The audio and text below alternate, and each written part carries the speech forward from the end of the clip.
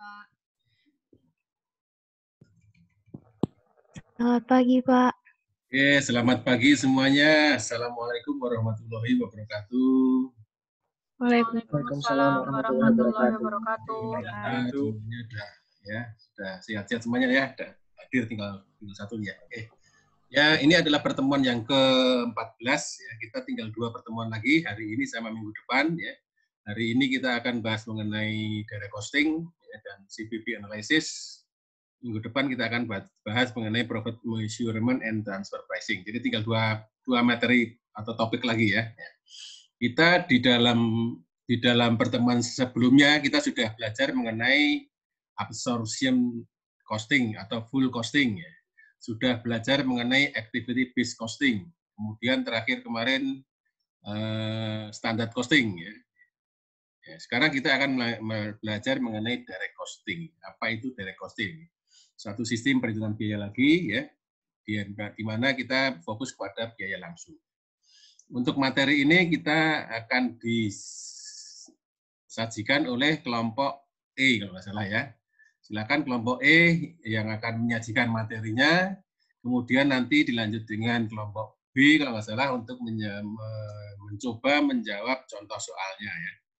Ya, silakan untuk sesi pertama ini kelompok E menyajikan materinya dulu, kemudian kita lanjutkan dengan sesi tanya jawab atau diskusi atau mungkin ada masukan dan segala macamnya. Yang tidak jelas silakan ditanyakan, kita bahas atau kita jelaskan kembali. Kemudian baru kita masuk kepada session selanjutnya. Oke, direct costing silakan kelompok E. Baik, Pak, izin share screen, Pak. Silakan.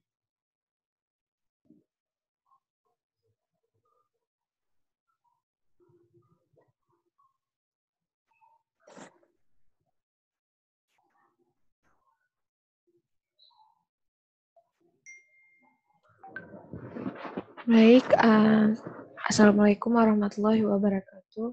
Waalaikumsalam warahmatullahi wabarakatuh. Waalaikumsalam warahmatullahi wabarakatuh. Selamat pagi, teman-teman. Selamat pagi, Pak. Selamat pagi. Jadi, pada pertemuan kali ini kita akan mempelajari tentang direct costing dan cost volume profit analysis, yaitu chapter ke-20 dari Cost Accounting William K. Charter. Kami dari kelompok E, yaitu beranggotakan Dimas Bagus Putra Prakoso, maaf ada typo, kemudian Idewa Aditya Waparamahita, lalu Yandiko Zenedin Adam Fatahuda, lalu ada Jong Yumi Cecilia Palit Kartika Ratri Delia Putri, kemudian Mutia Sasa Mutaninda, dan saya sendiri Salsabila Almi. Ini ada tujuan pembelajarannya. Yang pertama, membedakan antara biaya langsung, direct costing, dengan absorption costing, kemudian menghitung income pada direct costing, dan mencocokkannya dengan absorption costing, lalu menjelaskan penggunaan direct costing, selanjutnya menghitung level penjualan yang dibutuhkan untuk mendapatkan profit tertentu, kemudian menyiapkan bagan break even, dan mendefinisikan dan menghitung margin of safety dan margin of safety ratio. Selanjutnya akan dijelaskan oleh Yandiko. Baik, terima kasih Caca. Tarif overhead, baik yang aktual maupun yang telah ditetapkan sebelumnya, digunakan untuk menerapkan biaya overhead ke dalam produk-produk. Tujuannya adalah untuk menetapkan porsi biaya overhead yang dimasukkan ke dalam tiap produk yang dihasilkan selama satu periode. Pada subbab yang pertama ini, kita akan mempelajari mengenai apa itu direct costing, apa itu absorption costing, dan apa sih perbedaannya. Slide sebelumnya. Ya. Terdapat 3 istilah, yaitu absorption costing, full costing, dan conventional costing. Sebenarnya ketiga istilah ini merujuk kepada makna yang sama, yaitu memasukkan biaya tetap maupun biaya variabel overhead ke dalam produk-produk.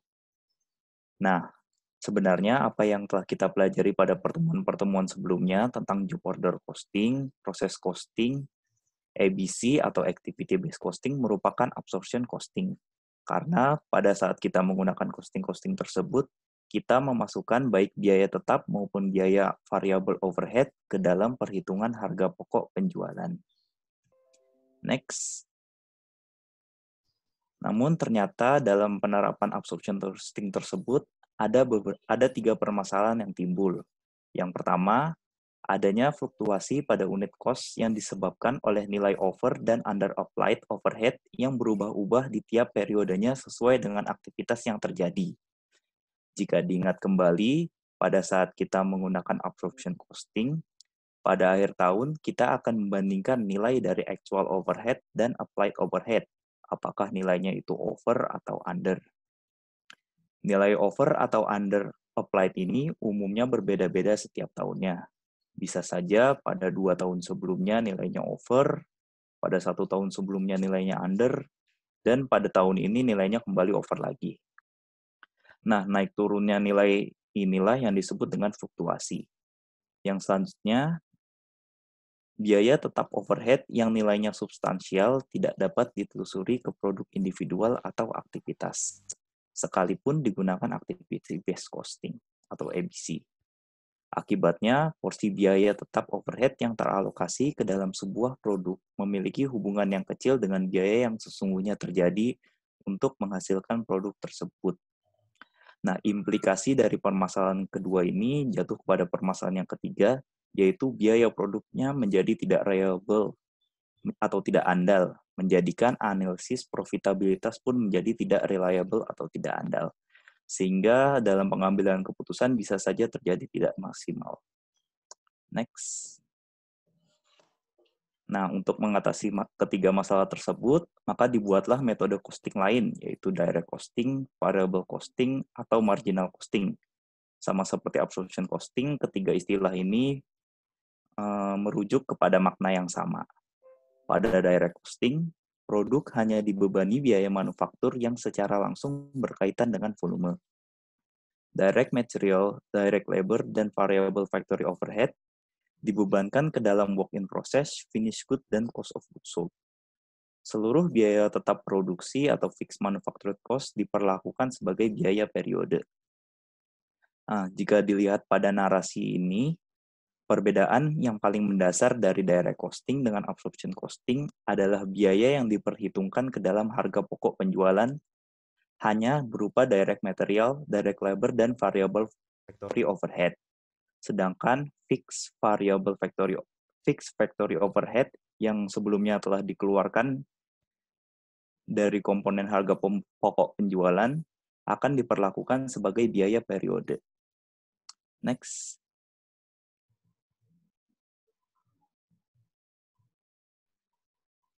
Nah, dalam direct costing terdapat suatu istilah yang disebut dengan contribution margin atau CM. Contribution margin atau marginal income adalah perbedaan antara pendapatan dari penjualan dengan seluruh biaya variabel. Nilai ini dihitung dengan cara mengurangkan biaya variabel, baik biaya manufaktur maupun biaya non-manufaktur dari nilai penjualannya. Sebenarnya kalau dalam absorption costing ini bisa disebut dengan gross profit. Namun bedanya kalau gross profit itu adalah jumlah penjualannya dikurangi dengan seluruh biaya manufaktur, baik itu biaya manufaktur yang variabel maupun yang fix atau tetap. Nah, pada direct costing, contribution margin ini rumusnya seluruh penjualannya dikurangi dengan semua biaya-biaya variabel, entah itu biaya variabel yang dari yang manufaktur maupun yang non-manufaktur. Pada direct costing, contribution margin dapat dihitung secara total dari keseluruhan perusahaan atau secara terpisah untuk tiap lini produknya, wilayah penjualan, divisi operasi, dan sebagainya. Contribution margin juga dapat dihitung berdasarkan unit. Next. Nah, ini merupakan contoh bagaimana kita menghitung contribution margin. Penjualan 10.000 unit dengan per unitnya nilainya $70 menghasilkan total 700.000. Dikurangi dengan seluruh biaya-biaya variabel yang per unitnya adalah 42 unit sehingga didapat 420.000. Rumus contribution margin tadi, penjualan dikurangi dengan seluruh biaya variabel sehingga mendapatkan contribution margin sebesar 280.000. Atau kalau dibagi per unitnya 10.000 unit menjadi $28 per unit. Kemudian untuk mendapatkan operating income, maka dikurangi lagi dengan fixed cost sebesar 175.000 sehingga didapatkan operating income sebesar 105.000. Nah, bagaimana sih perbedaan dari dari absorption costing dan direct costing ini akan dijelaskan di slide berikutnya. Next. Nah, untuk mengetahui perbedaannya, maka saya membuat sebuah ilustrasi. Diketahui data-data Lungmen Ltd pada April 2020 adalah sebagai berikut. Persediaan awalnya 3.000 unit, unit yang terjualnya 9.000 unit, unit yang diproduksinya 8.000 unit, harga jual per unitnya $30, direct manufacturing cost per unit adalah $10. Ini merupakan semuanya biaya variabel. Fix FOH-nya $10.000, sudah totalnya. Dan biaya komersial yang seluruhnya merupakan komponen biaya tetap sebesar $40.000. Nah, pertanyaannya, hitunglah nilai COGS dan operating income dengan metode A, absorption costing, dan B, direct costing. Next. Yang pertama, kita hitung dulu menggunakan metode absorption costing. Sales 9.000 unit dikalikan dengan harga per unitnya 30 menghasilkan $270.000. Dikurangi dengan cost of goods sold-nya yang terdiri dari tadi direct manufacturing cost-nya per unitnya 10 dikalikan dengan jumlah unitnya 9.000 ditambah dengan fix FOH-nya 10.000 menghasilkan 100.000 sehingga didapat gross profit 170.000. Kemudian dikurangi lagi dengan commercial expense, ini biaya-biaya non-manufaktur sebesar 40.000 sehingga baru didapat operating income sebesar 130.000. Nah, selanjutnya, apabila kita menggunakan direct costing, sales-nya tetap sama, 9.000 dikalikan dengan $30 per unit, 270.000. Yang berbeda adalah di sini pada COGS-nya atau harga pokok penjualannya. Pada direct costing, COGS ini hanya mencakup biaya-biaya variabelnya saja. Sedangkan biaya fixed overhead-nya atau factory overhead tetapnya dikeluarkan dan akan dikurangkan di bawah. Nah, di sini variabel COGS-nya 9.000 unit dikalikan dengan $10 per unit, ini direct manufacturing cost, sehingga didapatkan totalnya 90.000. Nah, sales dikurangi dengan variabel COGS mendapatkan contribution margin sebesar 180.000. Kemudian dikurangi lagi dengan commercial expense, ini merupakan biaya-biaya non-manufaktur yang merupakan biaya tetap 40.000. Dan dikurangi lagi dengan fix FOH yang sebelumnya tadi dikeluarkan dari komponen COGS sebesar 10.000. Nah, akhirnya didapatkan operating income sebesar 130.000 per unit. Nah, kesimpulannya, masih slide sebelumnya. Kesimpulannya dari persandingan absorption dan direct costing ini ada dua perbedaan. Perbedaan pertama yaitu pada nilai COGS-nya sudah jelas karena pada absorption costing include biaya fix FOH-nya, sedangkan pada direct costing fix FOH-nya dikeluarkan dan baru dikurangkan di bawah. Kemudian yang kedua adalah penyajian income statement-nya ini, seperti yang tertera pada perhitungan ini. Nah, nilai dari operating income-nya pada situasi ini memang sama nilainya 130.000. Namun apabila kita sudah memasukkan perhitungan varian, maka nilainya dapat berbeda antara absorption costing dan direct costing. Next. Selanjutnya yang terakhir adalah sudut pandang direct costing atau bisa dibilang bagaimana penggunaan direct costing untuk perusahaan. Produk dan biaya dalam direct costing dapat digunakan baik untuk internal perusahaan, yaitu manajemen, maupun untuk eksternal perusahaan. Untuk internal perusahaan, direct costing dapat digunakan untuk profit planning atau perencanaan profit, produk pricing atau penentuan harga produk, mengevaluasi profitabilitas atas berbagai produk, decision making atau pengambilan keputusan, dan cost control atau pengendalian biaya. Sementara untuk pihak eksternal, direct costing dapat digunakan untuk menghitung cost of inventory, menghitung income-nya, dan menyusun laporan keuangan. Namun perlu diingat, pada umumnya, standar akuntansi keuangan untuk pihak eksternal itu cenderung menggunakan absorption costing. Contohnya itu IFRS dan PSAK yang diterapkan di Indonesia. Jadi bisa disimpulkan kalau untuk eksternal, pihak eksternal seperti investor dan lain-lainnya, maka lebih baik menggunakan full costing atau absorption costing. Sedangkan untuk pihak internalnya bebas-bebas saja tergantung keputusan manajemennya, karena laporan tersebut hanya untuk konsumsi internal perusahaan. Dan biasanya sih paling umumnya direct costing ini digunakan untuk cost control atau pengendalian biaya. Next. Selanjutnya akan diteruskan oleh rekan saya, Caca. Baik, selanjutnya kita akan membahas tentang CVP analisis.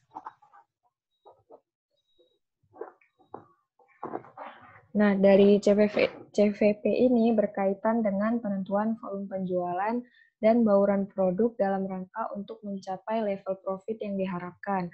Analisis ini merupakan alat bantu manajemen dalam menentukan pilihan mereka dan menyediakan informasi yang berkaitan dengan biaya, profit, bauran produk, dan volume penjualan.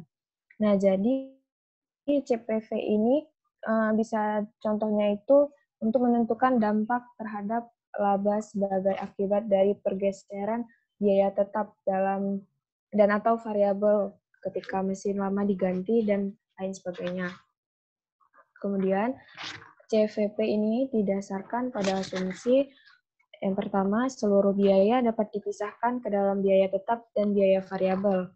Kemudian, total biaya tetap adalah konstan selama rentang analisis, dan total biaya variabel berubah proporsional sesuai dengan perubahan volume. Lalu, dalam CVP ini ada dikenal analisis break-even, yang digunakan untuk menentukan level penjualan dan bauran produk yang dibutuhkan untuk memulihkan seluruh biaya yang terjadi selama suatu periode.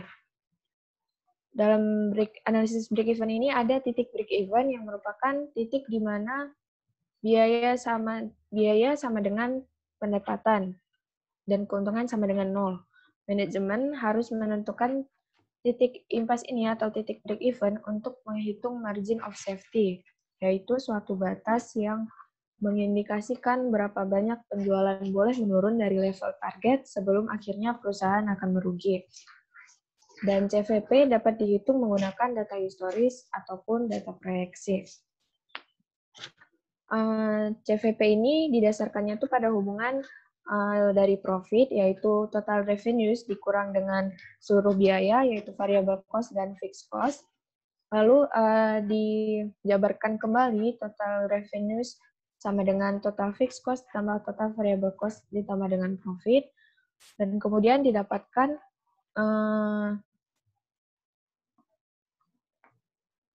notasi untuk CVP itu sebagai R sama dengan F ditambah dengan V dikali R ditambah dengan P atau lambang dari total profit.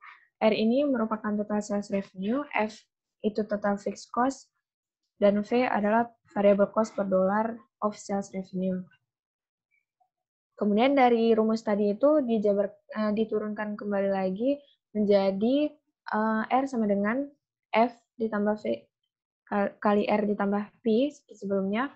Kemudian didapatkan rumus akhirnya itu R sama dengan F ditambah P dibagi dengan 1 kurang V. F ditambah P ini sama dengan total fixed cost ditambah dengan profit, dan 1 kurang V merupakan contribution margin per sales dollar. Jika profit sama dengan 0, maka titik impas diukur dalam nilai penjualan. Maka RBE atau R untuk break even dihitung sebagai F per 1 kurang V sama dengan yang di atas, tapi karena profitnya 0, maka hanya ada F. Lalu contribution margin per sales dollar ini juga disebut dengan contribution margin ratio atau C per M. Contohnya ini misalnya total sales revenue itu ada 6 juta, lalu total fixed cost-nya itu 1.600.000, Kemudian variable cost-nya itu sebesar 3.600.000, lalu sales proses per unitnya sebanyak 400, variable cost per unitnya sebesar 240. Maka untuk break even-nya itu atau titik impas dihitung menjadi F-nya sebesar fixed cost-nya yaitu 1.600.000 dibagi dengan 1 dikurang variable cost dibagi dengan total sales revenue. Didapatkan 1.600.000 dibagi dengan 0,4, maka dapatkan hasilnya itu 4 juta. Jadi ini dengan pendekatan dolar atau mata uangnya. Kemudian ada juga CPV dengan pendekatan unit.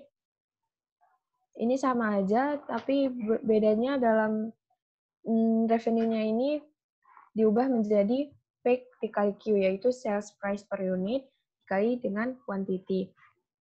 Didapatkan untuk rumus akhirnya, yaitu Q sama dengan F ditambah dengan P dibagi dengan P dikurang C, yang mana Q yaitu quantity of product sold, kemudian F adalah total fixed cost, P yaitu total profit, kemudian P itu adalah sales price per unit, dan C itu adalah variable cost per unit. Untuk quantity break even-nya sama dengan sebelumnya, profitnya itu 0, jadi F dibagi dengan P kurang C. Kemudian kita bisa lihat chart dari konstruksi break even ini. Pertama kita lihat ada garis fixed cost yang ditandai dengan garis biru. Kemudian ada garis penjualan yang berwarna merah. Lalu ada garis total cost yang berwarna hijau. Maka ada perpotongan antara total cost dan sales line, dan itu merupakan titik break even. Jadi di bawah titik break even itu ada loss area. Mohon maaf, ini ada kurangan. Nah, di atas ini yaitu profit area. Kemudian perlu diingat kembali kalau X itu merupakan sumbu sales volume dalam dollars ataupun unit, sedangkan sumbu Y itu melambangkan untuk biaya. Lalu analisis cost volume profit untuk pengambilan keputusan.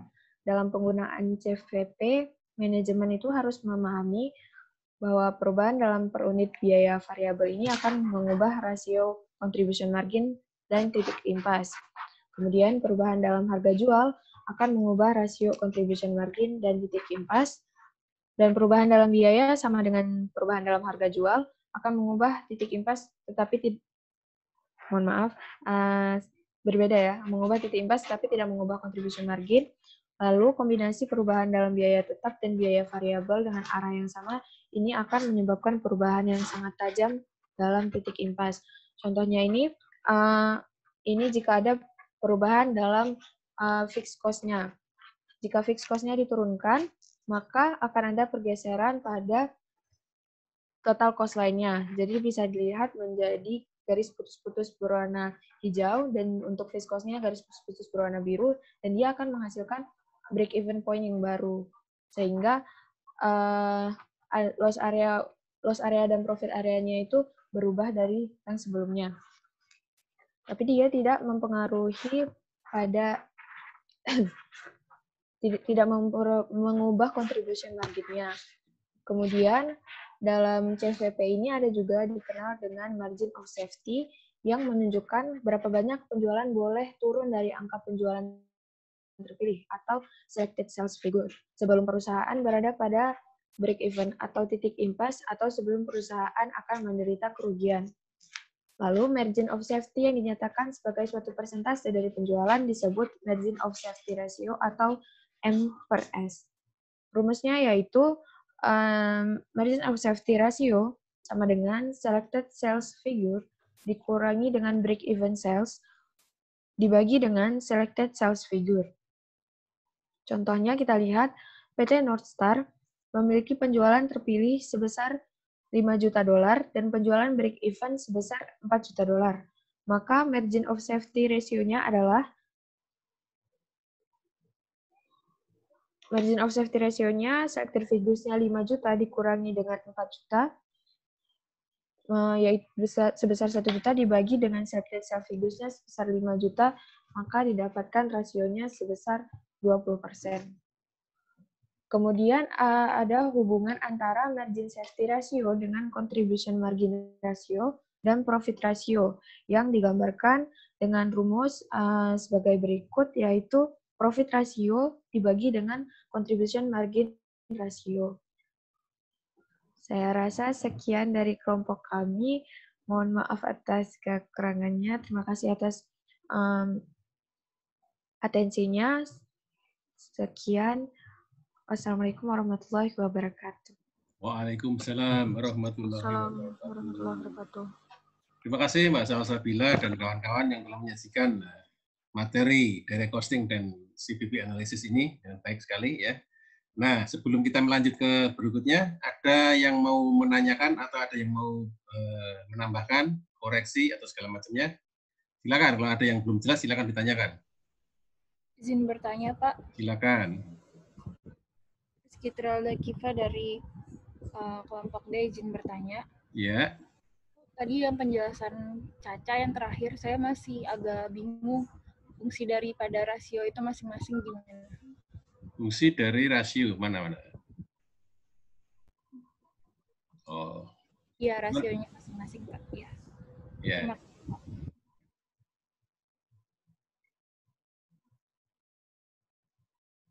Silakan Mbak Caca mau jawab, mau memberikan komentar. Nanti saya tambahkan kalau memang. Baik Pak, izin menjawab Ya, Pak. silakan. Jadi kan margin of safety ini seperti dibilang ini kan menunjukkan berapa banyak penjualan boleh turun kan. Nah, jadi kalau rasio itu biasanya itu kan dalam bentuk persentase. Jadi fungsinya untuk menunjukkan persentase berapa sih margin of safety ini bisa diturunkan gitu untuk supaya perusahaan itu bisa menyiapkan dirinya kalau misalnya dia itu mau menurunkan harga atau menaikkan harga gitu. Kalau menurut saya seperti itu. Mungkin untuk Pak Haryono bisa ditambah, Pak. Ya. Ada yang menambahkan? Jadi gini ya, margin of safety ratio ini kaitannya paling ini ya, paling banyak digunakan untuk biasanya dia untuk memonitor penjualan. Katakanlah Anda punya target penjualan 100 juta. Ya. 100 juta itu break even-nya adalah 80. Ya. Anda bisa break even kalau Anda jual 80 juta. Tapi Anda anggarkan 100 juta. Anda punya ini punya untuk memonitor itu punya ini berapa sih sebenarnya target penurunan atau tidak tercapainya penjualan sampai Anda bisa BEP. Ini di sini MS rasionya 20%. Jadi dari 100 juta itu kalau target penjualannya Anda turun dari 20% berarti Anda sudah di bawah BEP. Tetapi kalau Anda target penjualannya tercapai, katakanlah 10% di bawah target penjualan, berarti Anda sudah dapat untung kan gitu. Jadi ini salah satu cara atau salah satu kegunaan dari margin of safety ratio. Jadi berapa persen Anda bisa menurunkan penjualan ya, sampai Anda mencapai BEP kan gitu ya. Tadi juga bisa dikatakan Mas Salsabila mungkin ada strategi menurunkan harga kan gitu. Dengan menurunkan harga berarti kan ada sales-nya nanti. Jadi dengan penurunan harga ini, total sales-nya turun berapa? Harus ada diproyeksikan. Kalau dia total sales-nya turunnya di atas 20, berarti Anda sudah di bawah BEP, berarti sudah rugi. Ya. Jadi amannya Anda turunnya tidak boleh lebih dari 20%. Itulah salah satu kegunaan dari MS ratio, margin of safety, margin yang aman ya supaya penjualannya turun tetapi tidak di bawah break even, tidak rugi Anda. Bisa ditangkap nggak kira-kira penjelasan saya? Bisa, Pak. Terima kasih, Pak. Oke, ya. Jadi itulah salah satu kegunaan atau salah satu manfaat kita mengetahui atau menghitung margin of safety. Silakan kalau ada lagi yang mau bertanya.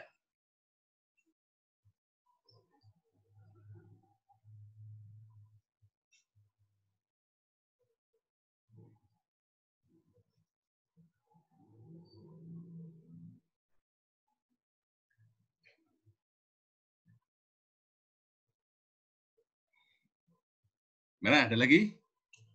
Kalau nggak ada, coba saya mau tambahkan beberapa. Mungkin ada beberapa materi yang yang mungkin bisa menambahkan. Ya. Di close dulu ininya, di close dulu apanya slide-nya, Mbak ya. Oke. Saya buka punya saya, ya apanya slide-nya, ya. Udah kelihatan ya? Kita coba apa materi-materi yang sebaiknya kita pahami di dalam direct costing dan analisis cost volume profit. Ya. Oke, udah kelihatan ya? Sudah, Pak. Sudah, Pak.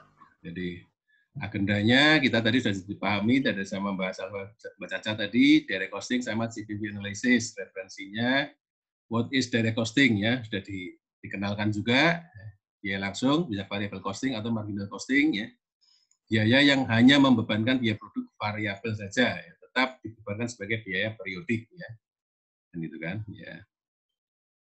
Sudah, semuanya sudah ini.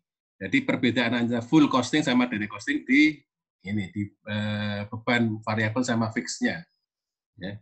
Kalau di direct costing, walaupun dia biaya administrasi pemasaran, kalau dia sifatnya variabel, dia bisa dibebankan kepada beban produk, kan gitu ya. Gitu. Jadi semua yang variabel menjadi beban produk, yang fix menjadi beban periodik. Jadi tadi mengenai masalah definisi, contoh-contohnya ya. Contoh-contohnya ini dibandingkan antara absorption sama direct costing ya. Ini ada saya berikan contoh, kalau di absorption costing mungkin dia produk secara total produknya untung ya. Kalau di breakdown ke produk A, B, C pakai absorption costing ya, bahan baku, langsung overhead, laba kotornya dia masih laba semua. Tetapi begitu kita pakai direct costing, mungkin salah satu produk dia sudah tidak memberikan kontribusi ya. Ya. Sudah negatif ya gitu. Jadi variabel cost-nya tidak menutup harga penjualan ya gitu. Jadi ada negatif ya. Mungkin seperti itu ya. Inilah salah satu kegunaan dari si direct costing.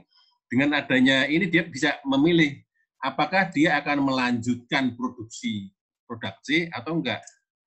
Kalau dia melanjutkan produksi berarti kan dia kan negatif terus. Variabel cost-nya tidak nutup tidak bisa ditutup oleh penjualan kan gitu kan. Mungkin ini salah satu alasan atau salah satu apa istilahnya reason mengapa dia untuk menutup atau menghentikan produksi. Kenapa? Karena kontribusinya sudah negatif. Kalau di absorption nggak kelihatan, ketiga-tiganya masih positif semua, masih laba semua kan gitu ya. Nah, ini salah satu kegunaan dari direct costing. Kemudian ya kegunaan yang lainnya tadi sudah dijelaskan semua, lancar ya. Sekarang CVP ya, cost volume profit ya. Ya, subsidi dasarnya, kemudian apa ini contohnya sama lah ya. Ya, contohnya sama, cuma tadi contohkan sampai menghitung BEP-nya. Berapa BEP yang ya, ini rumusnya operating income dan revenue min variable cost min fixed cost ya. Sama tadi sudah dijelaskan ya. Contohnya ya. Ini ada dicocokkan berapa BEP yang berapa kuantiti yang harus dijual supaya dia mendapatkan titik impas. Dia tidak laba, tidak rugi. Minimal penjualan yang dicapai. Ya. Bisa dalam bentuk unit atau BEP dalam bentuk dolar atau revenue. Ya, tadi sudah dikasih contoh. Mungkin nanti ada variasi soal, ya. Dia target operasi. Sudah tadi contoh juga, berarti target operasi berarti fixed cost ditambah target operasi dibagi dengan CM, itu adalah BEP-nya. Ya. Fixed cost ditambah target operasi dibagi CM per unit, itu adalah kuantitas yang harus terjual. Kan, gitu kan. Ya. Kalau dia mau merencanakan ada target laba operasi tertentu. Ya. Kemudian mungkin ada variasi soal lagi, ya. Dia mentargetkan laba bersih sesudah pajak 1.200 dengan tarif pajak 25%. Nah, berarti kita harus mengkonversi laba bersih itu menjadi laba operasi dulu. Kita harus memperhitungkan pajaknya, ya. Jadi perhitungannya nanti laba bersihnya harus kita konversi menjadi laba operasi. Laba sebelum dikenakan pajak. Jadi, laba bersih sama dengan laba operasi dikalikan 1 minus tarif pajak kan itu. Berarti laba operasi, target laba operasi yang harus dicapai adalah laba bersih dibagi 1 minus tarif pajak. Itu kalau nanti ada variasi soal ada perpajakannya. Contohnya ini ada ya, fixed cost 2.000, laba bersih 1.200 ya. Dia mentargetkan laba bersih 1.200, tetapi ada kena pajak 25%. Ya. Berarti dia harus mencari laba operasi ditargetkan berapa? Berarti laba operasinya targetnya adalah 1.200 dibagi 1 minus 25%. Jadi dia harus mentargetkan laba operasi 1.600. Ya. Fixed cost plus laba operasi 3.600. Sehingga CM per unitnya ketemu, BEP per unitnya adalah 45 unit. Sama lah, kalau ke belakangnya sama. Jadi kita laba hati-hati, kita kalau di soal dia labanya laba apa? Laba bersih sesudah pajak atau laba operasi kan gitu. Ya. Di situ biasanya ada beberapa yang salah menginterpretasikan. Kalau dikatakan target laba bersih sesudah pajak, berarti kita harus menambahkan dulu pajaknya baru menghitung BEP-nya. Ya. Ya, kalau kita uji setelah kita pakai rumus ini 45 unit, kita uji kembali kuantitas terjual 45 dikalikan harga dikurangi variabel, kurangi biaya tetap, kurangi pajak, jadi laba bersihnya 1.200 ya. Berarti sudah betul. Kemudian tadi digambarkan mengenai ininya ya, grafiknya, ada grafik BEP-nya. Ada total revenue, ada total cost ya. Titik pertemuannya adalah BEP-nya. Kalau dia ada penurunan fixed cost ya, berarti total cost-nya turun ya, berarti BEP-nya pun akan turun ya. Kemudian di variabelnya juga ada perubahan. Kalau ada perubahan pasti akan ada perubahan di BEP juga. Ya. Jadi yang mempengaruhi perubahan BEP adalah apa? Harga jual, fixed cost sama variable cost. Nah, kemudian kita tadi diskusi mengenai margin pengaman. Ya. Margin pengaman atau margin of safety adalah mengindikasikan berapa banyak penjualan dapat turun dari angka penjualan yang dipilih sebelum perusahaan mencapai titik impas. Ya. Jadi dicontohkan 20%. Jadi penjualan boleh di bawah tidak boleh di bawah 20%. Kalau penjualannya sudah di bawah 20%, berarti tidak mencapai titik impas, pasti rugi. Ada fixed cost yang tidak tercover. Ya. Ya. Rasio margin pengaman. Oke. Contohnya tadi sudah ada. Ya, struktur biaya. Ini kaitannya tadi kan kita punya biaya variabel dan biaya tetap. Nah, kalau struktur biayanya kan berarti struktur antara variabel dan fix. Ya, ini ada leverage namanya. Leverage operasi atau operating leverage adalah ukuran kombinasi biaya tetap dengan biaya variabel di dalam struktur biaya perusahaan. Ya, di sini operating leverage digambarkan sebagai contribution margin dibagi dengan operating income. Berapa ininya ya. Jadi contohnya apa? Rumus yang digunakan untuk mengestimasi perubahan laba dihasilkan operating leverage kali persentase perubahan dalam sales. Jika penjualan naik 50% dan operating leverage-nya 1,67, maka manajer dapat mengharapkan adanya kenaikan laba operasi sebesar 83,5.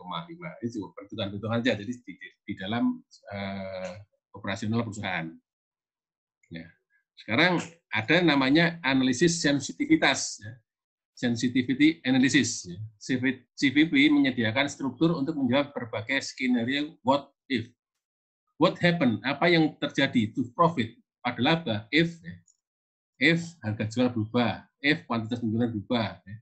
Jadi CVP bisa digunakan untuk membantu manajemen menganalisis apa perubahan di profitnya jika terjadi perubahan harga, jika terjadi perubahan volume, ya, jika terjadi perubahan di dalam struktur biayanya, ya, variabel sama fix kan, dari katakanlah dia pakai sistem manual ke sistem otomatisasi, ya, kalau manual banyak variabel cost-nya, kalau otomatisasi banyak fix cost-nya, nanti ada struktur biaya yang berubah. Nah, ini CVP bisa membantu untuk menolong itu. Jadi bagaimana perubahan di labanya jika ada perubahan di sini.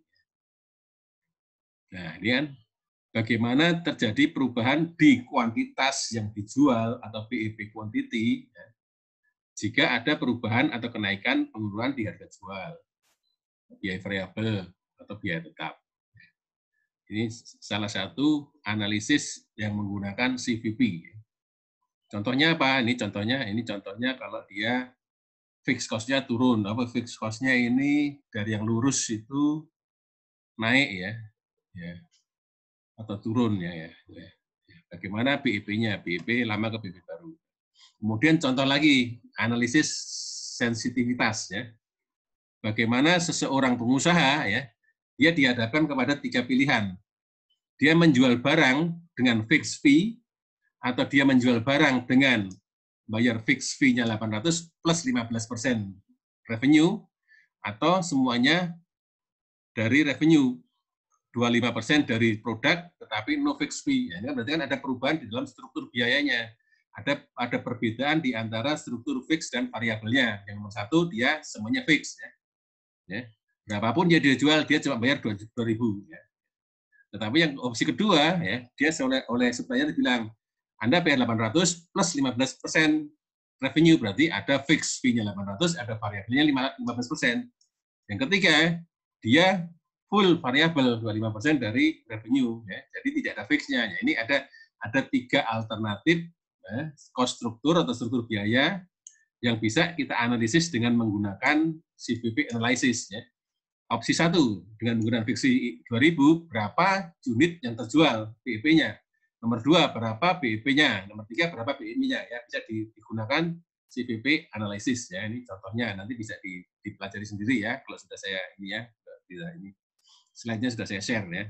Ini labanya berapa ya. Kemudian kalau dia pakai opsi 2 ya, opsi 2 BEP-nya berapa? Di sini BEP-nya 5 juta. Di sini BEP-nya 3.200.000. Opsi ketiga, ya, karena variabel semua ya. Karena variabel semua berarti BEP-nya 0 ya. Nggak jual ya nggak ada fixed cost-nya.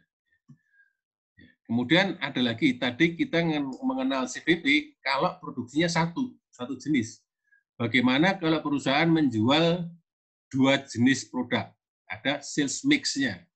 Dia nggak menjual produk 1, tapi dia menjual produk 1 dan produk 2. Ada baurannya.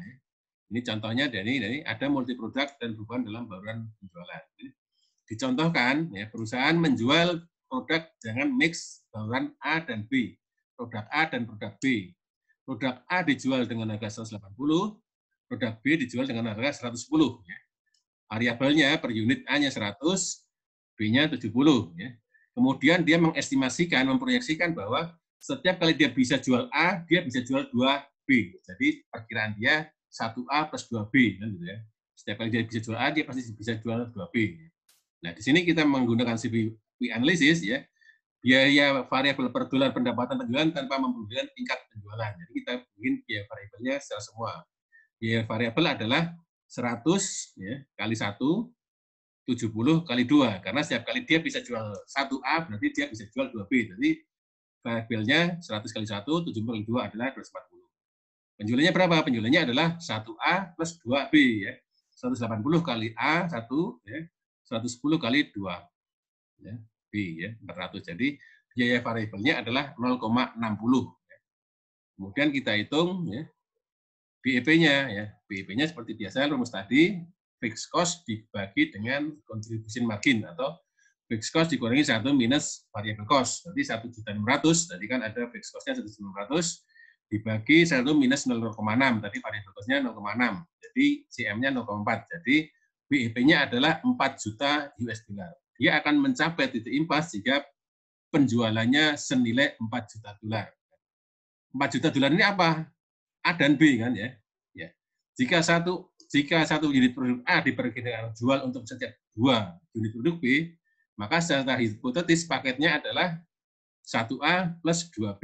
Ya. Jadi Q, ya, kuantitas BEP-nya adalah penjualan 4 juta tadi, BEP-nya dibagi dengan harga per paketnya. 180 kali 1, 110 kali 2, karena B-nya 2 kan. Jadi 4 juta dibagi 400, jadi ada 10.000 paket yang bisa dia jual, paket A dan B kan. Jadi satu paket apa? Satu paket adalah 1 unit A dan 2 unit B. Jadi untuk mencapai BEP, ya, dia harus menjual 10.000 unit A dan 20.000 unit B. Jadi ini penerapan CVP analysis untuk sales mix, ya. Ya, untuk penjualan dengan dua jenis produk. Hampir sama sebenarnya. Ya. Jika diinginkan laba operasi sebesar 400.000, ya sama rumus tadi kan, tinggal fixed cost ditambah operating profit. Ya. 1.600.000 ditambah 400.000, jadi 2 juta dibagi CM-nya, kontribusi marginnya 0,4. Ya. 1 dikurang 0,6 atau 0,4. Jadi salesnya harus 5 juta US dollar. 5 juta US dollar itu kalau di kuantitinya, kuantiti berarti penjualan dibagi harga paket hipotetisnya. 5 juta dibagi 180 kali 1 ditambah 110 kali 2, ya, 400. Jadi 5 juta dibagi 400, jadi dia harus menjual 12.500 unit paket. Satu paketnya apa? Satu paketnya adalah 1 unit A dan 2 unit B, berarti 12.500 unit A dan 25.000 unit B yang harus terjual agar dia bisa memperoleh laba operasi sejumlah 400.000. Nah, itu ya penerapannya, kita mencari berapa sales yang harus dijual, atau berapa sales yang harus didapatkan, atau berapa kuantitas yang harus dijual agar bisa memperoleh laba operasi 400.000. Nah, tambahannya ini. Ya, ini. Dalam kasus multiproduk semacam ini, titik impas dan pendapatan penjualan yang diperlukan untuk mencapai target laba berbeda untuk bauran produk yang berbeda. Karena biaya variabel dan margin kontribusinya per dolar adalah berbeda. Jadi kalau tadi 1A, 2B, ya, CM-nya berapa tadi? 0,6, ya. 0,4, ya. Kalau misalkan baurannya, mix-nya berbeda, katakanlah 2A, 1B, nah berarti nanti perhitungan margin kontribusinya akan berbeda juga, kan? Karena variabelnya akan berbeda. Oke, itu aja yang saya bisa tambahkan, ya. Ada pertanyaan sampai di sini?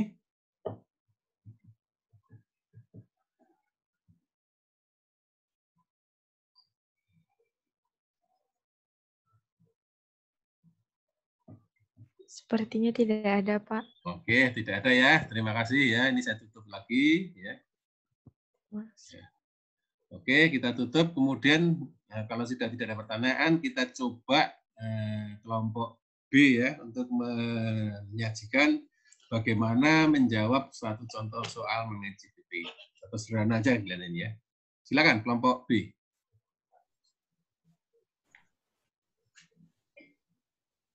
Baik, izin share screen ya, Pak. Yuk, silakan.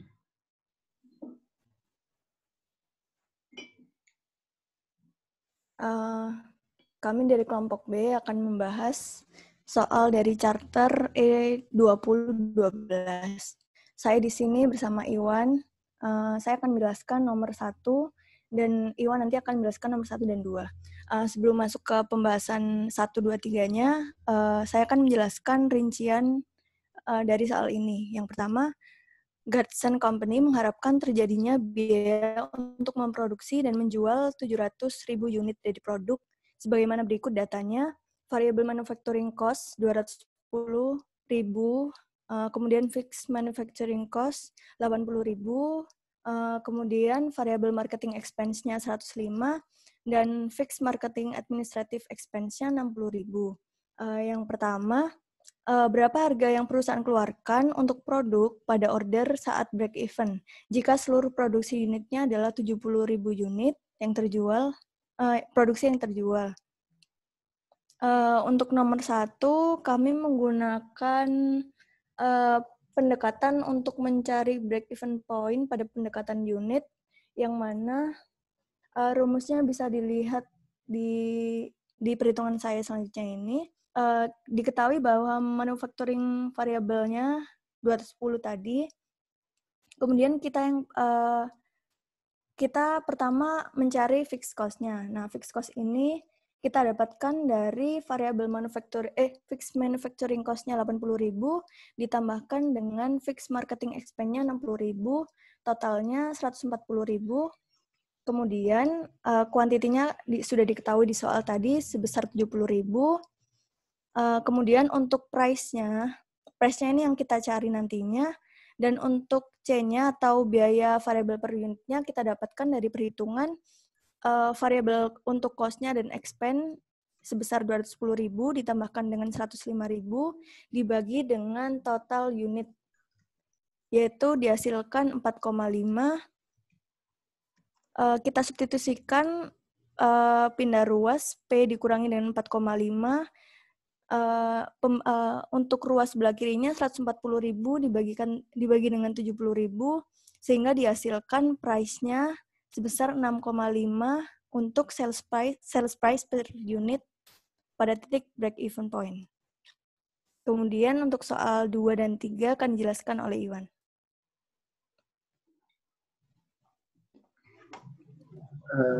Untuk soal 2, soalnya yaitu jika manajemen memutuskan harga di $8 dan memiliki labanya yaitu sebesar 10% dari penjualan, berapakah volume penjualan yang diperlukan? Laba 10% ini sudah termasuk di penjualan, jadi 10% dari 8, 0,8. Kemudian untuk rumus yang kita gunakan yaitu pendekatan unit. Rumusnya yaitu Q sama dengan V, karena ini bukan pada titik break-even point dan ada laba, jadi rumusnya Q sama dengan F tambah V per P dikurangi C.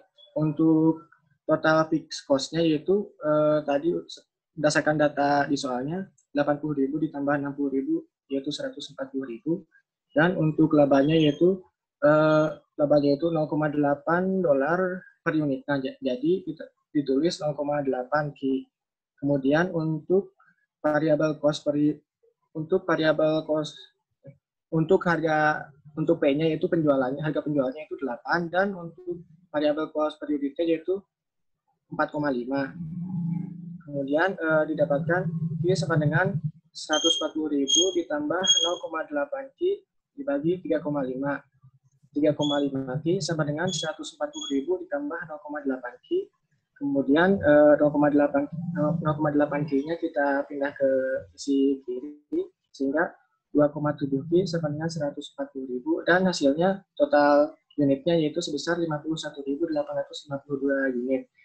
Untuk labanya dapat kita hitung 0,8 per unit dikali 51.000 tersebut. Kemudian lanjut ke nomor 3. Untuk soalnya yaitu perusahaan merencanakan untuk memperluas di tahun kemudian untuk 100.000 unit. Kenaikan kapasitas akan menaikkan fixed manufacturing cost sebesar 147.000. Jika harga penjualan dari setiap unit produksi berada pada $8, berapa banyak unit yang harus perusahaan jual untuk memproduksi laba sebesar 15% dari penjualan?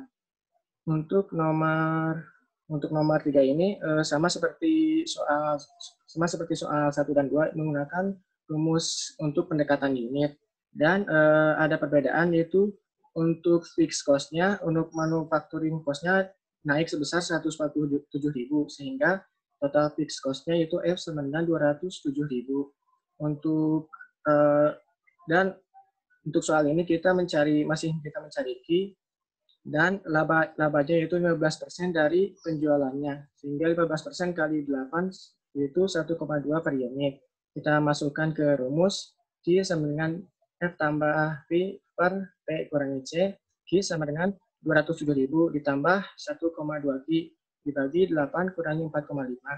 Q sama dengan 207.000 ditambah 1,2 Q sama dengan 3,5. Kemudian 3,5 Q sama dengan 207.000 tambah 1,2 Q, 2,3 Q sama dengan 207.000, dan hasilnya total unitnya yaitu 90.000 unit. Untuk mencari labanya yaitu 1,2 dikali 90.000 unit. Sekian yang dapat kami sampaikan. Apakah ada yang ingin ditanyakan? Ya, terima kasih. Ada yang ditanyakan? Tanya Mas Zulfikar. Sudah cukup jelas atau masih ada yang perlu diperjelas lagi?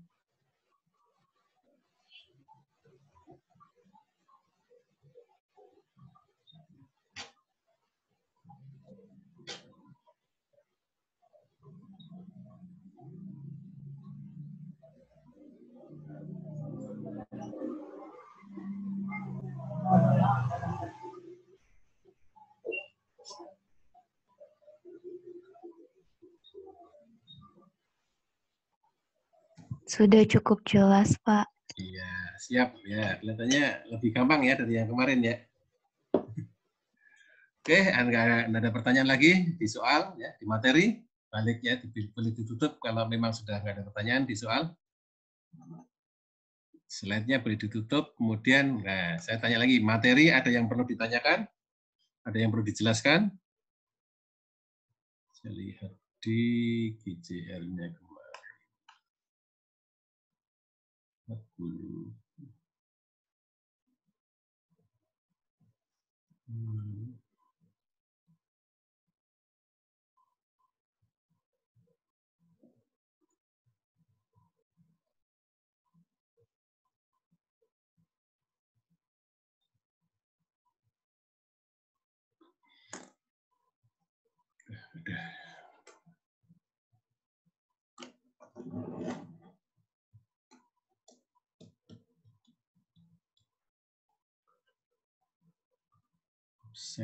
Absen, masuk.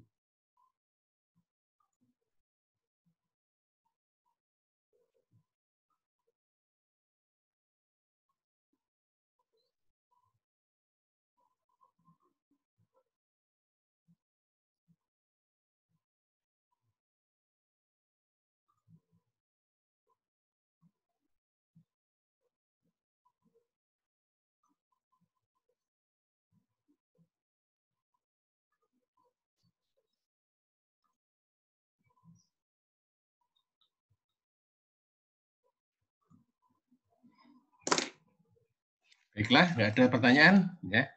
Kalau nggak ada pertanyaan daripada Zoom-nya sunyi senyap, Izin, ya. Pak. Ya, silakan. Izin, ini Ya. ada beberapa teman yang masih bingung untuk materi-materi sebelumnya, apa boleh ditanyakan, Pak? Boleh, silakan. Nggak apa-apa, silakan. Kita terbuka aja di sini. Iya, Pak. Ya. Nanti diwakilin sama teman saya ya, Pak. Sebentar, Ya, Pak. siap.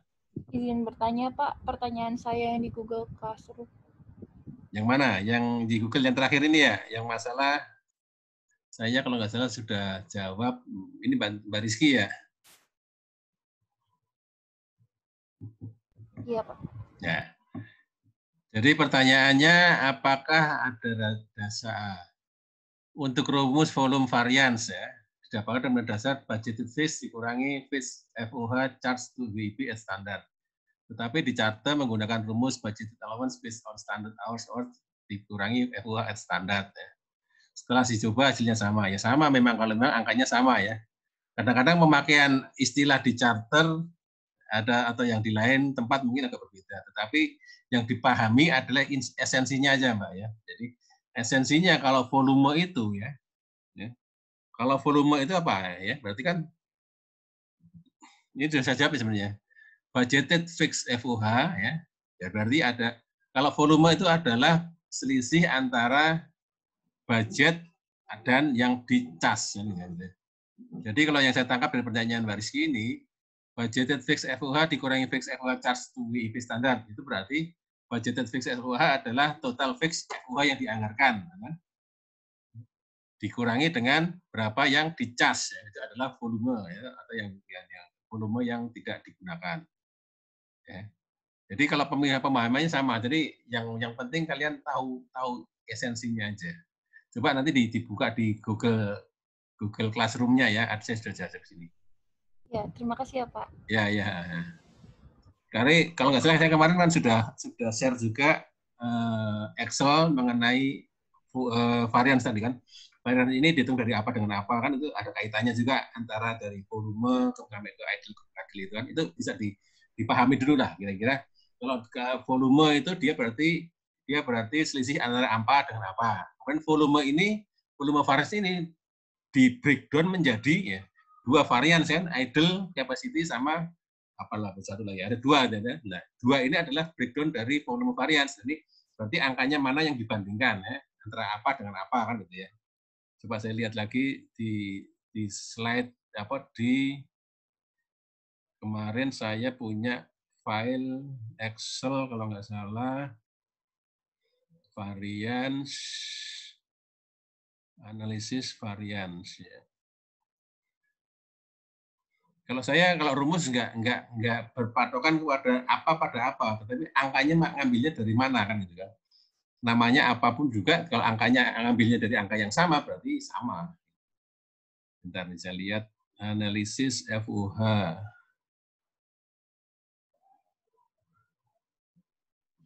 Lama amat bukanya.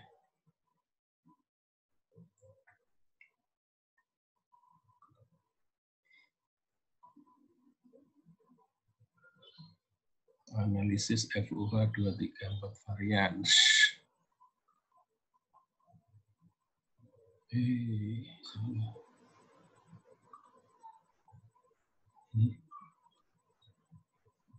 Oke.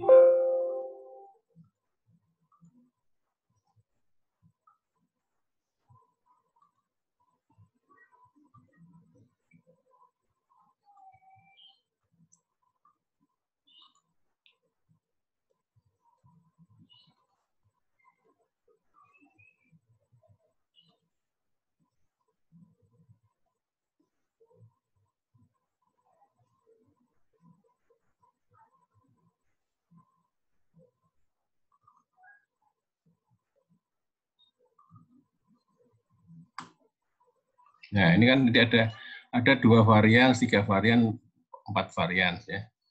Apapun namanya di sini ya, gitu kalau saya bilang sih, apapun asal kalian tahu ngambil angkanya dari mana pasti hasilnya sama. Kalau 2 varian ya, varians terkendali atau controllable varians dengan mana tadi?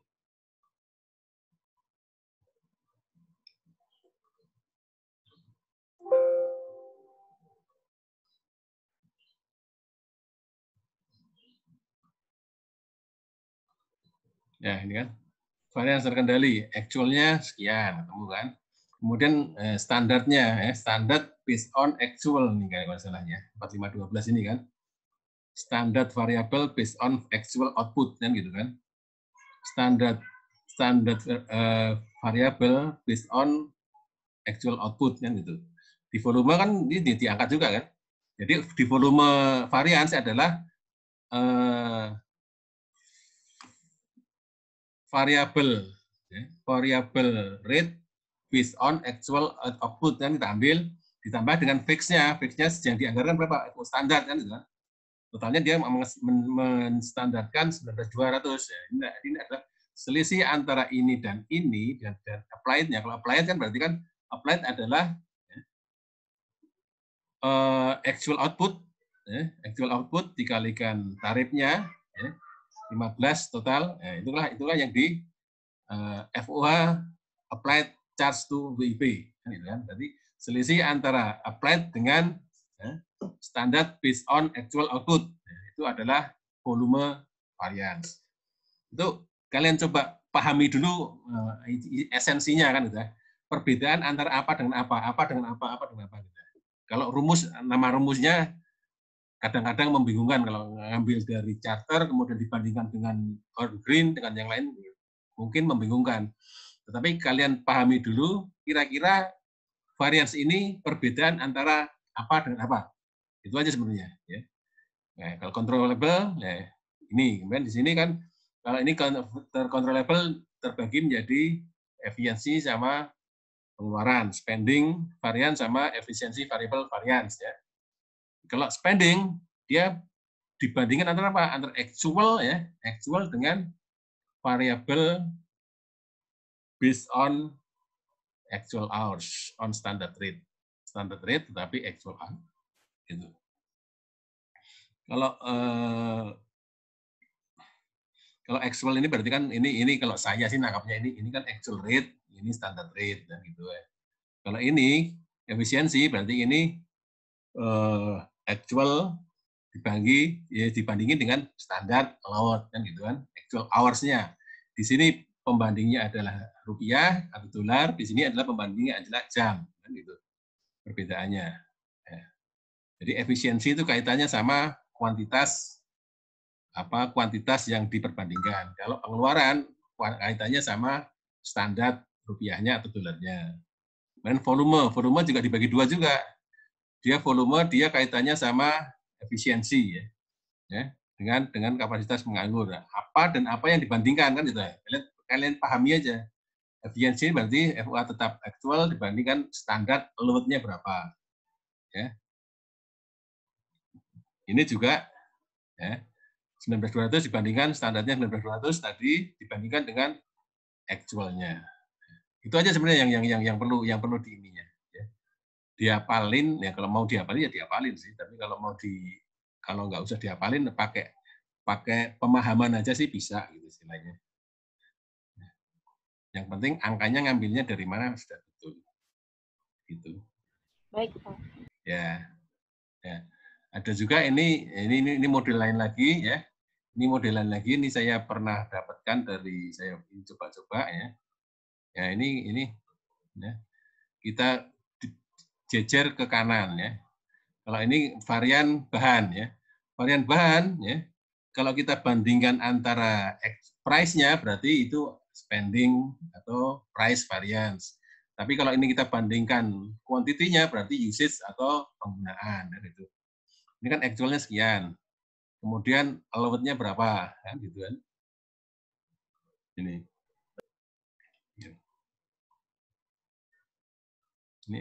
Ini actual-nya.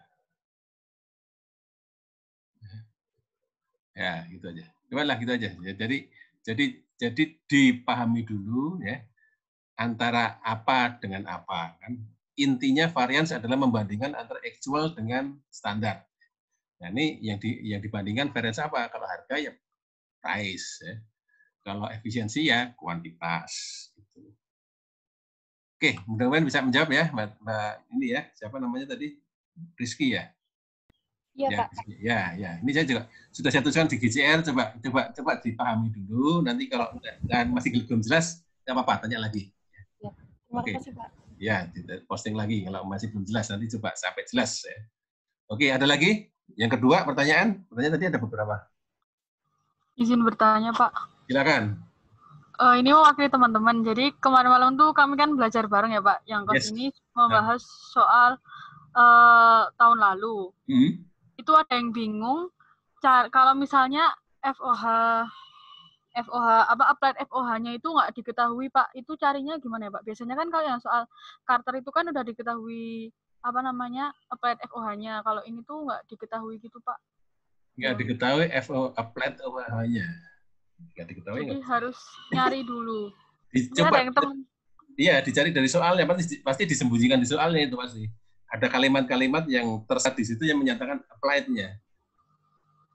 Bisa nggak coba di-share coba seperti apa soalnya, nanti coba saya ini ya.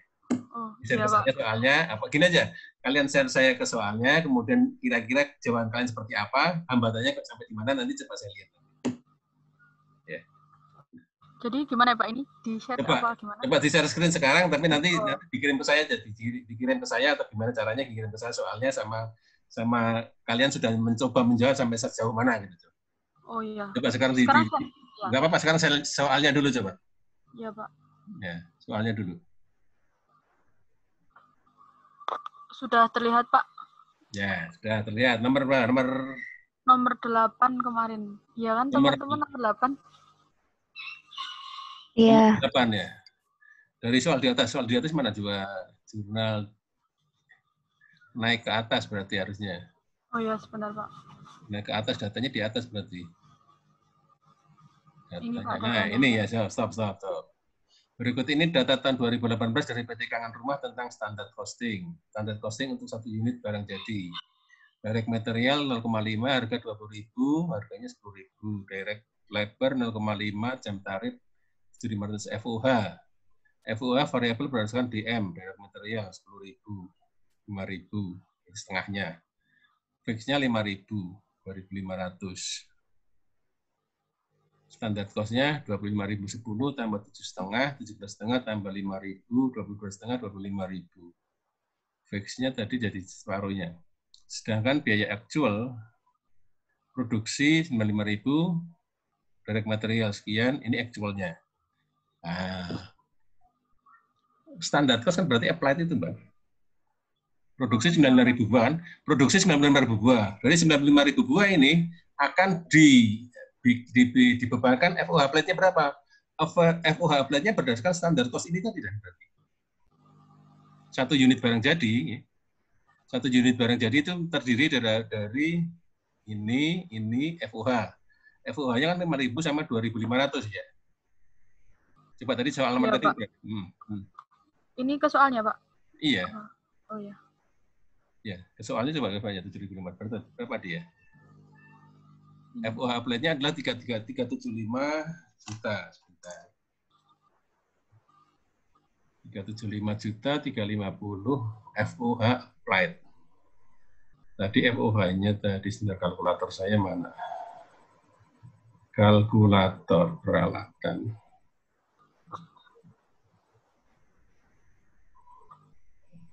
Kalkulator.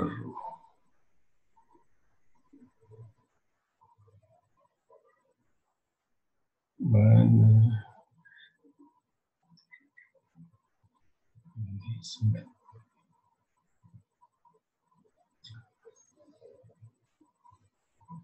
Dari atas hitunglah FOH applied. Coba naik ke atas tadi, FOH applied-nya, FOH-nya.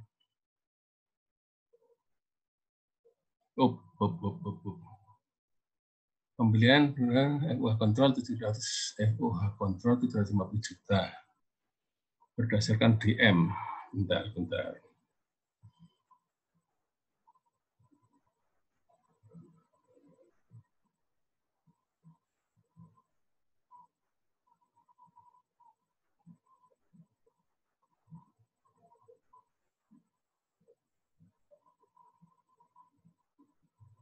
Direct material 0,5 kali harga 10.000. Direct labor 0,5 tarif 37.500. Variable overhead 5.000 sama 2.500. 2.500 ya, separuh, setengah ya. Oh. 95.000.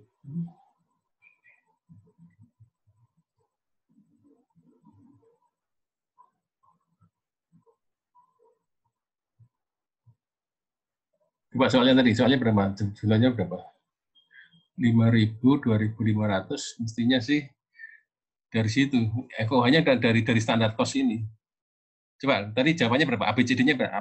A-nya berapa? 300 berapa? 375, 375 ya? 356, 25. Oh.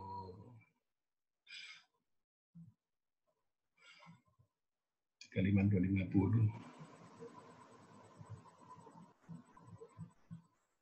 Ke soalnya lagi. FOH-nya tadi, FOH-nya. Karena nggak ada kepalanya nih, tahu FOH variabelnya 10 berdasarkan DM. 5.000.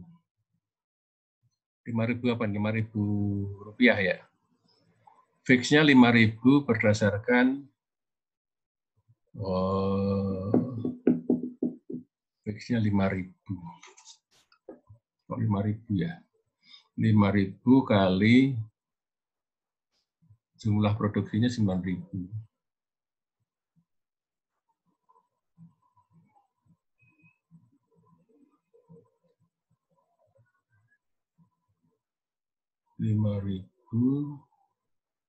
Kali 90.000.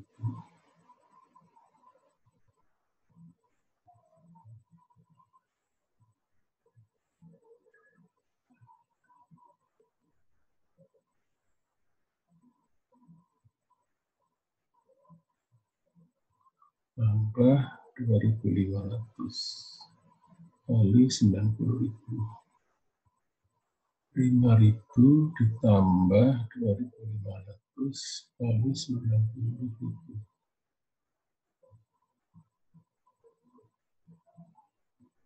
7.500 kalikan 90.000. Nanti jadi rumah.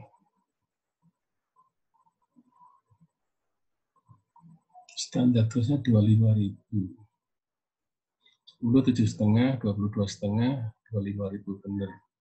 5.000 ditambah 2.500 ini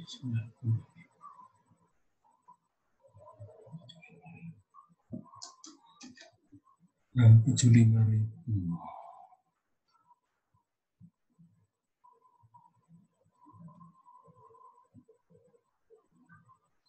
Satu unit barang jadi. Ke atasnya nggak ada lagi ya? Nggak ada ininya.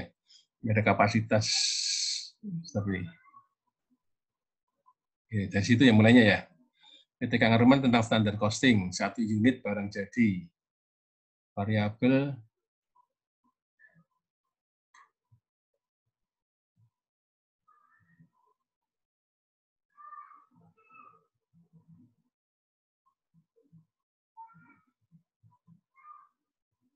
ditambah 450.000 ditambah dengan 2.500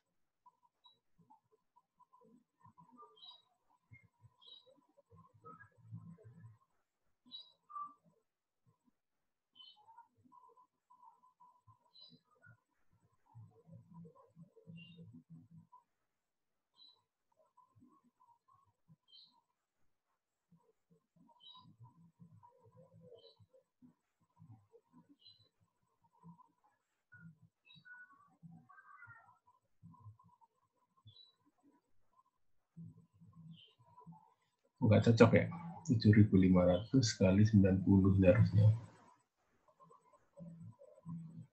675.000.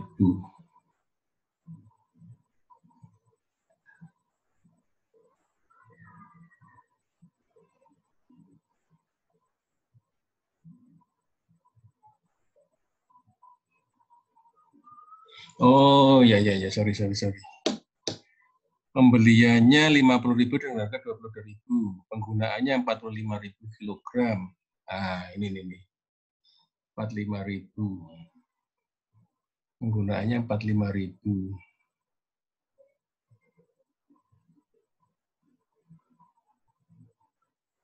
Kali 1.500. Gila. Ya. Berarti jawabannya tadi jawabannya apa? Ada yang 337.500 enggak? 337.500 coba. Nomor 8 tadi ya. Ya. Sorry. 337.500. 337.500. C ya jawabannya. Jadi gini, coba ke atas. Jadi ya, C jawabannya nih. Jadi di soal tadi kan di standar cost-nya kelihatan tadi ke atas lagi. Nah, standar cost adalah di sini dia disebutkan FOH adalah variabel dan fix. Totalnya berapa? 7.500 per unit kan gitu. Itulah tarif yang akan dibebankan untuk setiap produknya. Sekarang produknya berapa? Produknya 95.000, penggunaan bahannya berapa? Kan karena based on-nya kan direct material. Penggunaannya kan 45.000. 45.000 dikalikan tarifnya tadi berapa? 7.500. Cocok nggak?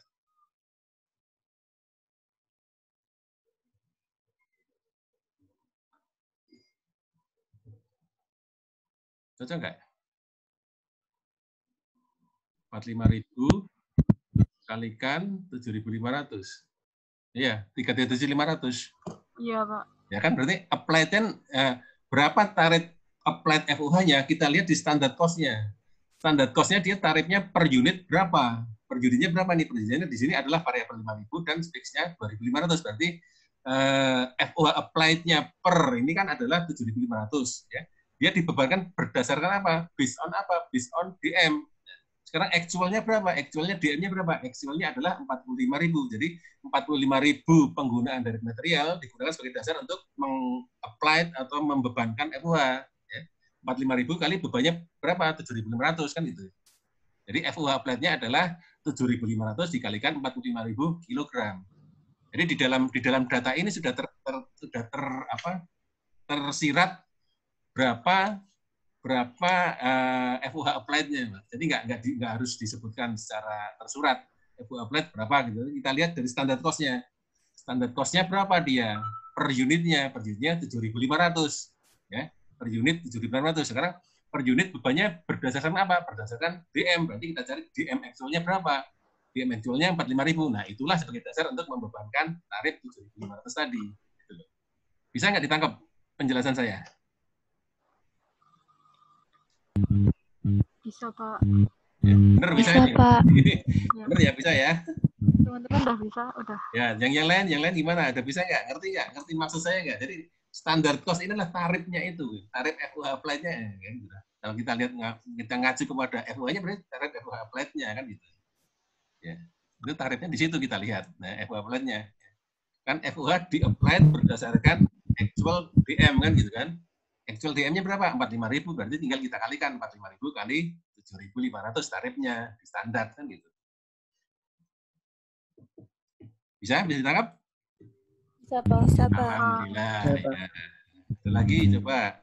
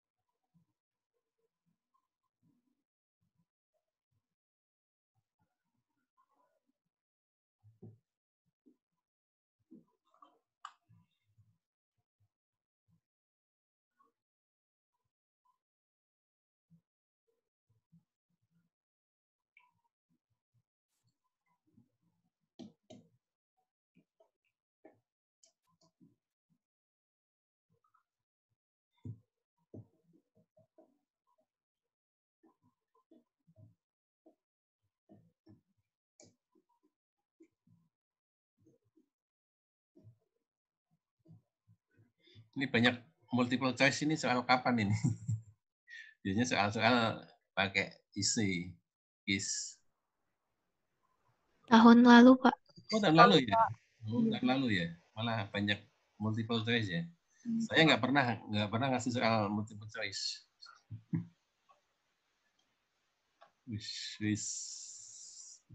Pak, tahun ya. lalu. Oh iya, tahun 2019 ya, tahun lalu ya. Oh. Iya, Pak. Mana lagi yang belum bisa, yang masih rancu? Mungkin saya bisa bantu.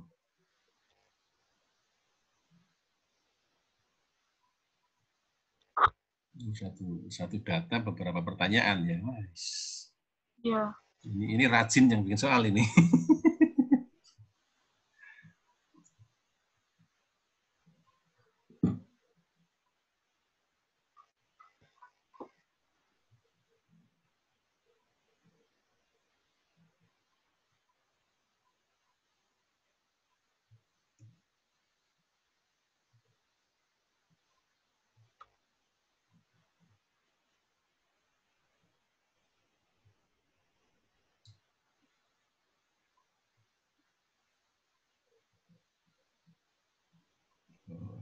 Sama lah.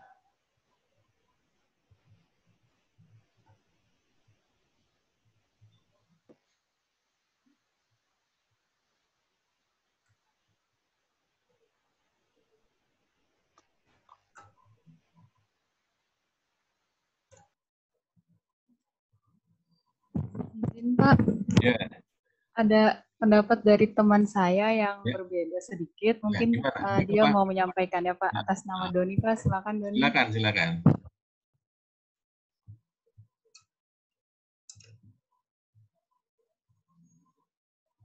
Silakan Mas Doni, nggak apa-apa kita. Mungkin saya yang salah, nggak apa-apa sih. Mungkin saya yang salah, nggak masalah. Kita sama-sama diskusi di sini. Izin berpendapat. Ya, monggo silakan. Mengenai FOH applied tadi, Pak. Ya. Nah, tadi hasilnya itu 7.500 dikali 45.000 ya, Pak? Iya. Tapi di soal itu kan per unitnya itu hanya membutuhkan 0,5 kg, Pak. Iya. Nah, jadi perkaliannya itu bukannya harusnya 7.500 dikali 45.000 kg dikali 2, Pak. Karena satu unitnya hanya butuh 0,5 kg kalau berdasarkan direct material. Satu unitnya hanya membutuhkan 0,5 kilogram. Ya. Berarti perhitungannya 7.500 dikalikan 45.000 dikali 2, karena 45.000 kilogram itu dibagi 2 lagi. Jadi 45.000 kilogram dibagi 2. Oh, gitu. Iya. Ya. Kalau kita lihat ya, mungkin itu ini ya. Variable cost di sini di standar cost bilang PFOH adalah variabel berdasarkan DM ya. Berdasarkan DM yang digunakan. Ini saya tangkap ini ya. Berapa digunakan? Digunakan adalah di standar untuk 1 unit produksi itu dia butuh 0,5 kilogram. Kan gitu ya.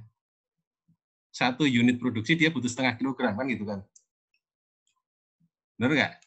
Berarti kalau standarnya, kalau dia produksi 95.000 buah, berarti dia standarnya direct materialnya seharusnya standarnya adalah 42.500 standarnya kan gitu.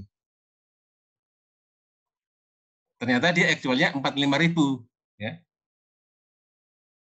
Jadi yang dikalikan setengahnya adalah setengah dari produksi, bukan setengah dari direct material.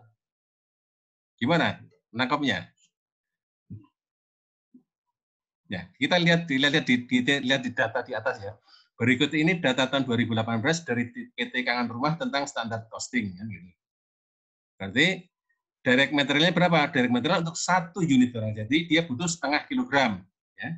Kita ngomong kuantitasnya 0,5 kilogram ya gitu. Kemudian FOH ya. FOH dia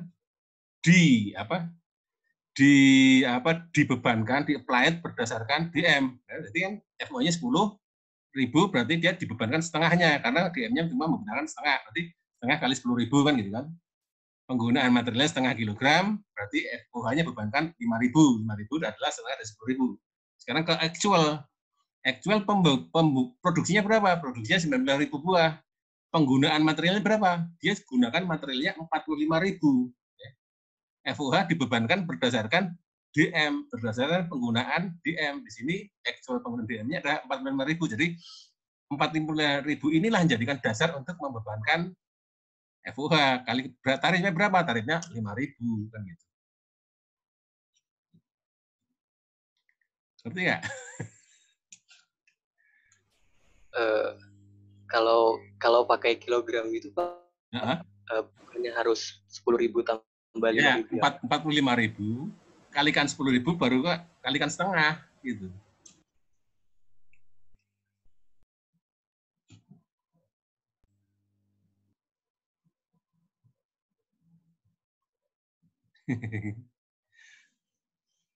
Gimana? Saya itu nangkepnya karena ini pakai kilogram ya Pak. Kalau pakai kilogram itu harusnya FOH-nya itu sebesar Rp15.000 Pak, bukan 7.500. Karena kalau 7.500 itu per unit. FOH-nya gini loh. FOH-nya dia 15.000.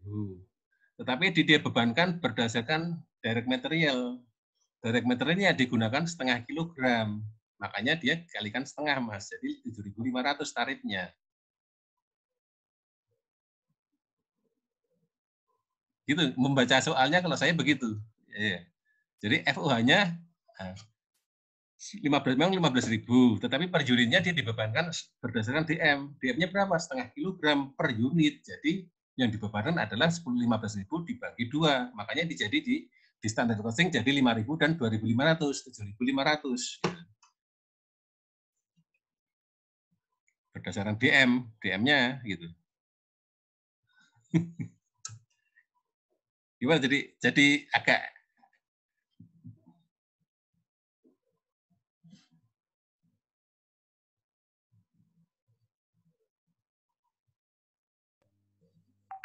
bisa Pak, bisa. Bisa mana enggak?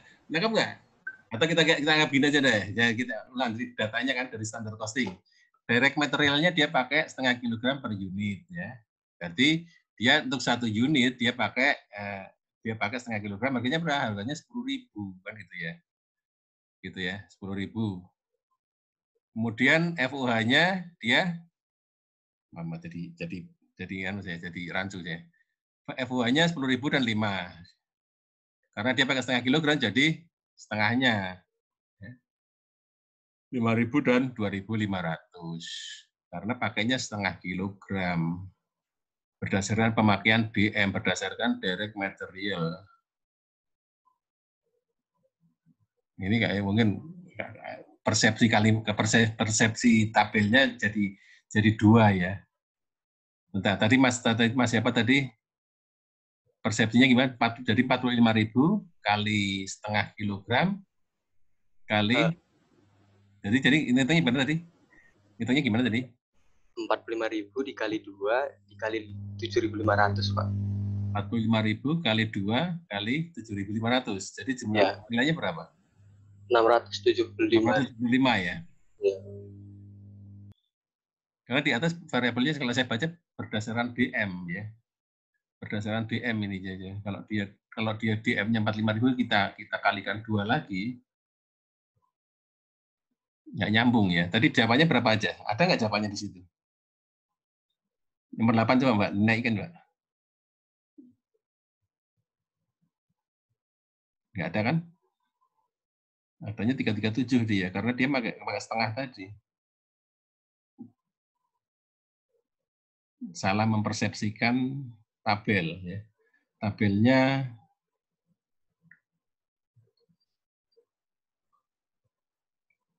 Rp10.000. Berarti dia pakainya 10.000, 45.000, 45.000 kilogram,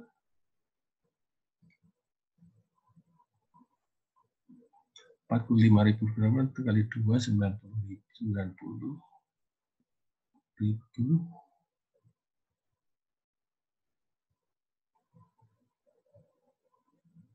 Kalau dikalikan 2, nggak bisa kan baru. Kalikan 2 dulu ya.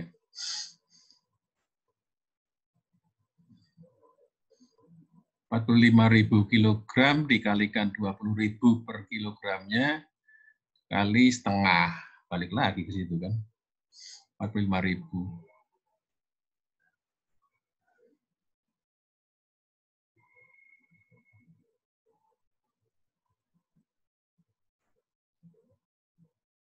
Karena based on direct material. Saya cuma berpegang itu tadi. VFUH berdasarkan variabel, berdasarkan direct material. 10.000. Ya. FUH-nya 10.000, PX-nya 5.000. Kemudian direct materialnya dia butuh setengah, berarti di sini kalikan setengah, 5.000 sama 2.500. Ya. 7.500 dikalikan actualnya berapa? Actualnya direct materialnya ada 45.000 kan? Sebagai pembebanannya 45.000. 45.000 kali 7.500. Itu yang saya baca dari soal. Kalau kalikan 2 lagi malah jadi 2 kali lipat. 45.000 dikalikan 7.500. Kalikan 2. Standar cost-nya.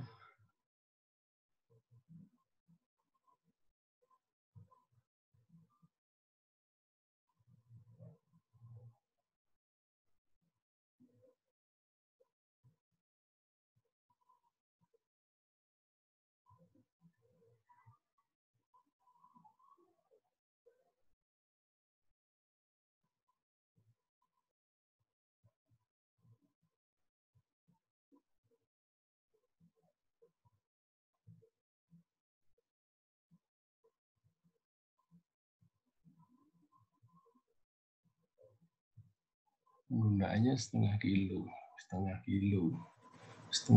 kali tarifnya.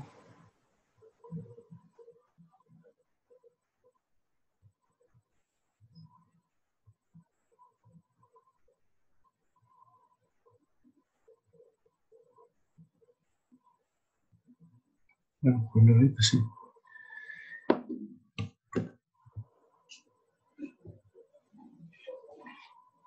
Ya menurut saya sudah benar itu sih, harus berdasarkan DM-nya sih, penggunaan DM-nya.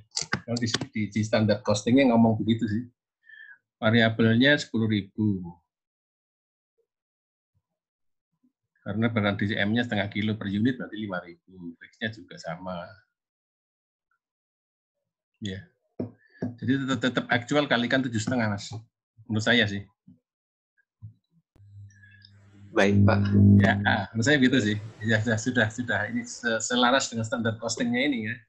Karena dia variable cost-nya untuk 1 unit sebenarnya 10.000 cuma dibebankan 5.000 karena direct materialnya cuma membebankan setengah kilo, bukan 1 kilo. Gitu. Makanya dikalikan setengah lagi 10.000-nya, 5.000-nya juga dikalikan setengah lagi karena dia based on direct material, di mana direct materialnya dia cuma butuh setengah kilo, ya setengahnya, gitu, setengah dari 20.000 kan, setengah dari 10.000, setengah dari 5.000. Jadi 7.500 kali 45, itu yang menurut saya seperti itu. Ya, monggo silakan kalau memang ada yang mana dicermatin lagi, di ini lagi ya, di ini lagi. Kalau memang masih belum puas, kita masih bisa diskusi lagi nanti. Kira-kira ada base-nya kenapa, ada dasarnya kenapa harus dikalikan 2 kan gitu. Menurut Mas tadi. Oke, monggo silakan. Ada lagi yang lainnya? Ya. Kita close dulu nih diskusi ini, monggo dicermatin dulu, dilihat dulu. Mungkin teorinya ada yang mengatakan yang lain, bisa kita diskusikan.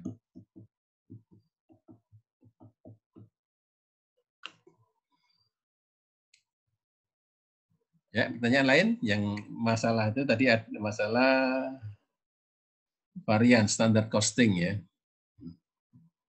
Join produk, departementasi FOHA, standar cost, direct cost ya.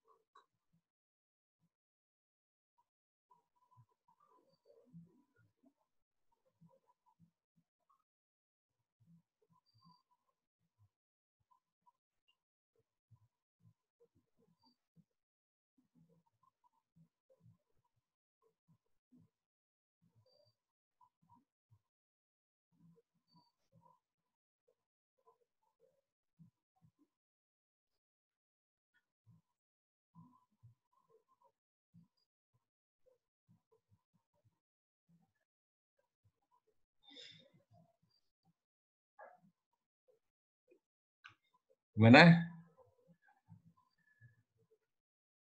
Ada lagi?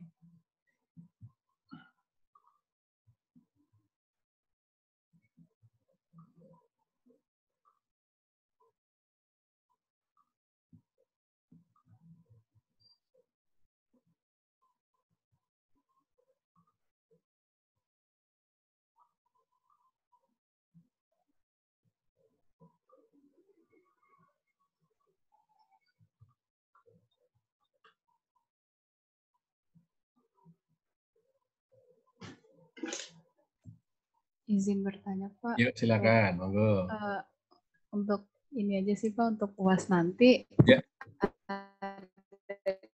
Ada gambaran soalnya seperti apa nggak Pak? Kan kita nggak ada kuis untuk sebelum UAS ini Pak. Ya. Buat latihan-latihan gitu ada soal dari Bapak nggak ya Pak? Mau soal? Mau tak bikinin nanti. Saya ada soalnya, ada beberapa soal ya.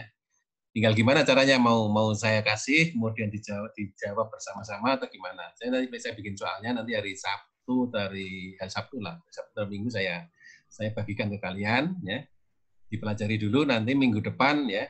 Sekalian kita review semua. Jadi saya usahakan ya, mudah-mudahan insya Allah bisa selesai. Saya usahakan contoh-contoh soal mulai dari join produk, departementalisasi FOHA, sampai varian, sampai standar costing, sampai mudah-mudahan sampai yang terakhir nanti yang profit measurement ini saya bikin minimal satu materi satu lah kan gitu. Nanti saya share ke kalian coba diskusikan, jawab, nanti minggu depan bisa kita bahas ya. Ya Pak. Ya, kalaupun nggak bisa ya nanti saya kasihkan ininya lah, suggested solution-nya, ya. Manual solusinya kan gitu ya. Ya, nggak gampang kok, nggak gampang, nggak susah kalau dari saya ini. Soal dari saya kan nggak susah-susah kan. Ya, kemarin kan nggak susah-susah kan, masih bisa semua lah, nilainya bagus-bagus. Ya. Iya Pak, baik ya. Pak. Terima kasih Pak. Nah, terima kasih Pak. Oke, kita kasihkan soalnya lah, mudah-mudahan contoh. Atau gini, saya kasihkan soalnya ya. Nanti minggu depan volunteer ya, bahas salah satu, katakanlah ada 5 soal, 5 orang bahas ya. Nanti saya yang ngarahin gitu kan. Oh ini bahasnya begini, salah begini, gitu. Mana gitu. Jadi saya nggak cuma ngasih soal, tapi kalian juga belajar untuk menjawab dulu kan gitu ya. Kalian belajar menjawab dulu, nanti minggu depan ya satu orang satu soal lah kan gitu. Coba dipresentasikan. Ini loh jawaban versi si A kan gitu kan. Nanti kita bahas bersama, nanti saya akan luruskan yang kira-kira belum lurus ya, saya benarkan atau saya koreksi yang kira-kira masih keliru. Gitu aja gimana? Nanti hari ya gitu ya. Nanti hari Sabtu lah, mudah-mudahan ini saya juga masih ada banyak kerjaan, hari Sabtu lah saya bikin soalnya ya, saya share soalnya, nanti masih ada hari Sabtu, Minggu, Senin, Selasa, Rabu, kalian bagi aja kan, katakanlah 5 soal, 1 orang 1 kan gitu kan. Kalian bagi mungkin per kelompok, kalian bahas bersama ya. Nanti minggu depan kita bahas bersama. Kalaupun nggak ada, nggak waktunya nggak cukup ya, nanti saya kasihkan suggested solution-nya. Gitu. Ya, Pak. Itu aja gimana? Baik Pak. Ya, boleh Pak. Ya setuju Pak. Pak, terima kasih Pak. Oke, siap ya. Mudah-mudahan bisa lancar semuanya. Ya. Amin. Terima kasih Pak. Terima kasih Pak. Oke, ada lagi pertanyaan? Kalau nggak ada, bisa kita tutup Zoom-nya ini ya.